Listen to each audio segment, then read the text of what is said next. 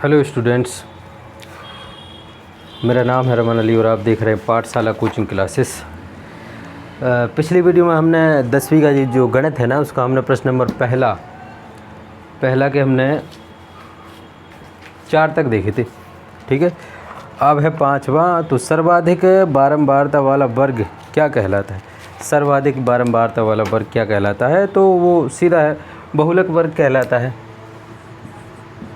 सर्वाधिक बारंबारता वाला वर्ग क्या कहलाता है? कहलाता है। ठीक है, तो इसका उत्तर सीधा सीधा होगा, वो होगा बहुलक वर्ग। बहुलक वर्ग। ठीक है भाई, जैसे यहाँ कोई टेबल बनी है, यहाँ पर वर्ग दिए हैं, यहाँ पर कोई संख्याएं दी हैं, कुछ भी दिया है, यहाँ पर बारंबारता दी है, बारंबारता। ठीक है, तो यहाँ 0 से 5, 5 से 10, 10 से 15, 15 से 20 ऐसा कुछ है।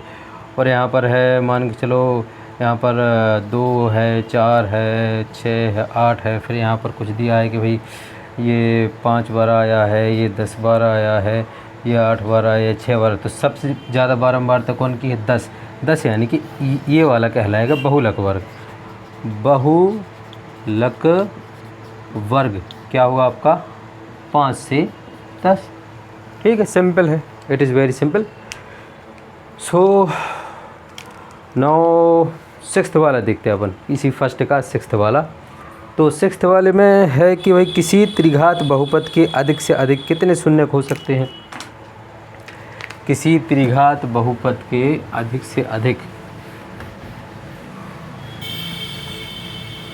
कितने शून्यक हो सकते हैं? शून्यक मीन्स क्या होते हैं? जीरोस मतलब हल कितने हो सकते हैं उसके। कोई चर है तो कितने चर निकलेंगे, चर के कितने मान निकलेंगे? 3 मान निकलेंगे। तो किसी त्रिघात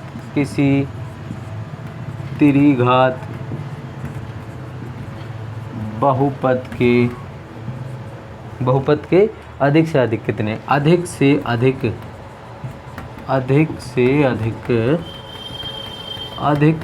अधिक कितने शून्यक हो सकते हैं? कितने शून्यक हो सकते हैं भाई? कोई भी त्रिघात है तो सीधा सीधा है कि 3 शून्यक हो सकते हैं अधिकतम।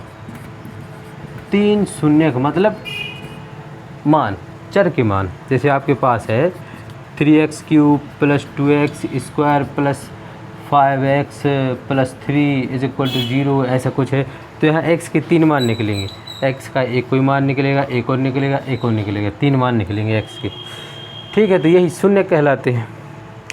तो प्रश्न नंबर पहला 10th क्लास का है ना, मैथ्स का पहला क्वेश्चन सॉल्व हो गया पूरी तरह से, एक शब्द और वाक्य में उत्तर। अब दूसरा प्रश्न है कि रिक्त स्थानों की पूर्ति कीजिए। किसी द्विघात बहुपद का आलेख खाली स्थान होता है।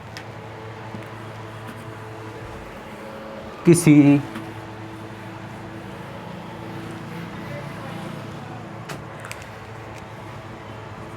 क्या है? रिक्त स्थान हमें भरना है। तो किसी द्विघात बहुपद का आलेख, किसी द्विघात बहुपद का आलेख कैसा होता है ये बताना है हमें कि खाली स्थान होता है। तो 2 शब्द लिख सकते हो, या तो लिख सकते हो परवलय या फिर परवलयाकार। परवलय या परवलयाकार ऐसा होता है। ठीक, चलिए नेक्स्ट। परवलय तो आप जानते हो, मतलब कि इस तरह से परवलय यानी कि होता है, एक होता है मान चलिए सर्कल होता है, ये दीर्घवृत्त होता है, परवलय इस टाइप से। ठीक है, ऐसी आकृति होती है। तो ठीक, दूसरा है इसका कि भाई सभी वर्ग खालिस्तान होते हैं।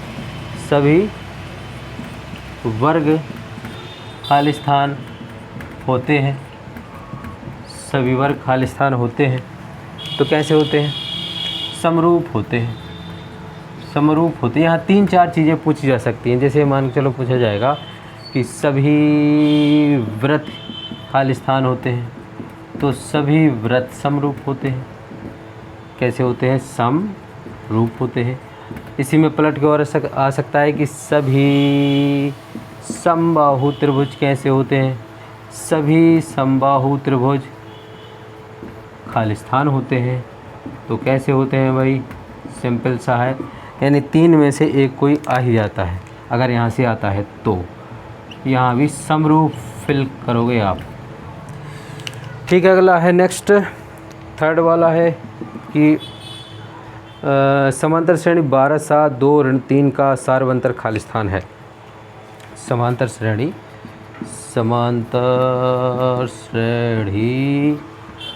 12/7 2-3 का सार्वंतर खालिस्तान है, खालिस्तान। ठीक है, तो हम निकाल लेते हैं भाई, इसको हल कर लेते हैं। रफ़ में आप कर सकते हो, कहीं पर भी रफ़ बना के आप वहाँ इसको हल कर सकते हो। तो यहाँ से क्या होता है, जैसे सार्वंतर आपको डी निकालना, डी कहलाता है ये डिफरेंस। सो अगले पद में से पिछला पद, यानी अगले टर्म में से पिछला पहले वाला घटा देते हैं, यानी 7 ऋण 12 तो आएगा ऋण का 5। कितना आएगा इसमें से? ऋण का 5, तो ऋण 5। ठीक, बात है बहुत आसान है कि एक असंभव घटना की प्रायिकता खालिस्तान होती है। इसी में क्या है? एक असंभव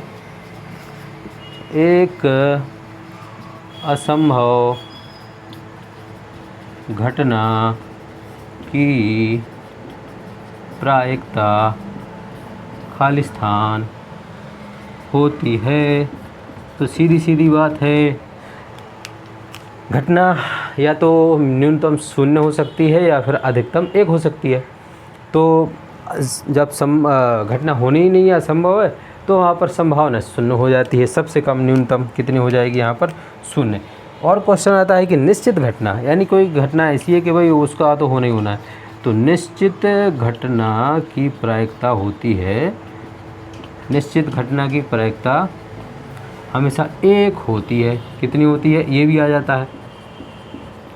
ठीक है, और घटना घटित होने की संभावना और घटना घटित ना होने की संभावना, दोनों का एडिशन 1 होता है।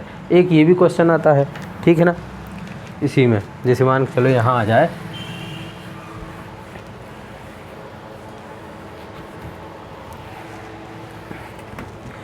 इसी में आ जाए कि भाई एक घटना घटित होने की प्रायिकता, ठीक है, और घटना घटित ना होने की प्रायिकता, दोनों का एडिशन कितना होता है? 1। ऐसा भी आता है। तो वीडियो चेक कर लें कितनी बड़ी हो गई, कम हो गई, छोटी है।